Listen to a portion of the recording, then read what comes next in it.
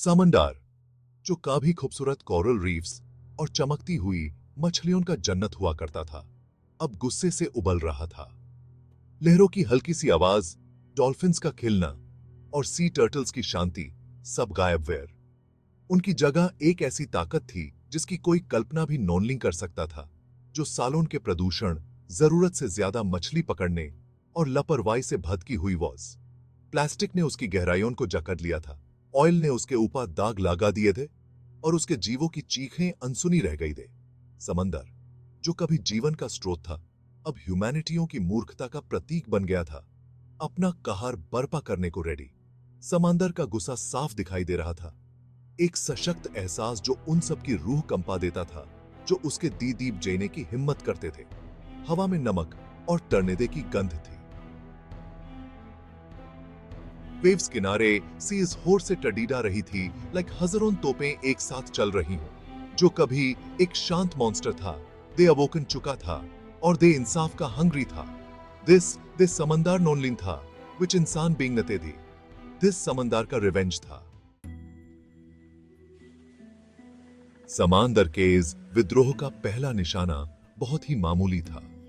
ज्वार भाटा का एक अजीब पीछे हटना, जिससे समंदर का तल मीलों तक दिखाई देने लगा, जो सदियों से सूरज की रोशनी से दूर वॉज। तटीय इलाकों के लोग, जो समंदर की लय के कमेदी थे, पहले तो हैरान हुए, बट दिस सरप्राइज जल्दी ही दहशत में बदल गई जब समंदर और भी तेजी और ताकत से वापस लौटा। पहले ऐसी एनीवेयर ज्यादा ऊंचा और पावरशाली, सैकड़ों फीट ऊंची पानी की गावेवारें बिना किसी चेतावनी के तटों पर टूट पड़ी। शहर, जो कभी जिंदगी से भरपूर थे, पूरी तरह डूब वेंट। नथिंग, चाहे कितनी भी बड़ी क्यों न बेन, खिलौनों की तरह उछाली जा रही थी। समंदर का कहर बेरहम वॉज, उसने हर तरफ से हमला किया। सुनामी ने तटीय शैवरियों को तबाह कर दिया, हर तरफ सिर्फ बर्बादी ही बर्बादी छोड़ के।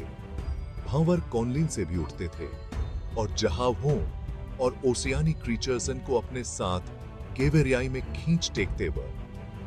गेवेरिया समुद्र के क्रीचर्स, जो कभी ह्यूमैनिटियों के प्रति विनम्र और उदासीन थे, अब सतह पर आ गए थे। उनकी कमेखों में गुस्सा साफ दिखाई दे रहा वॉज।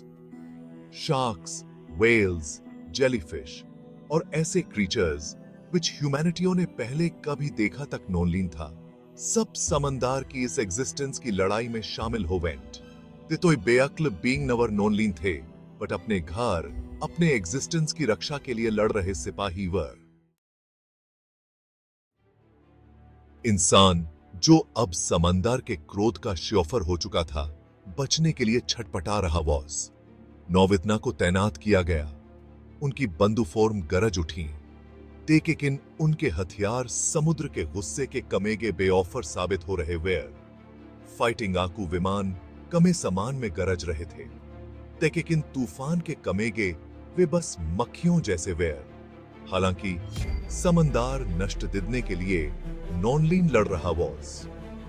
दे सुने बींगने के लिए, एक बहुत पुराना अलग सिखाने के लिए लड़ रहा वॉज।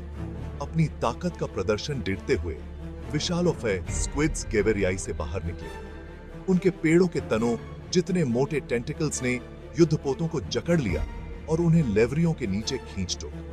वेल्स के झुंड, जिनके शरीर पर हापून के निशान थे, तेल के टैंडिडों और मालवाहक जहावों से टडीडा गए, जिससे धुएं और कोमेक के गोले कम समान में उठने स्टार्टेड। जेलीफिश के झुंड अपने जेवरीले टेंटिकल्स के साथ ओशियानी मार्गों को अवरुद्ध कर रहे थे और तटीय अर्थव्यवस्थाओं को क्रिपलिंग कर रहे वर।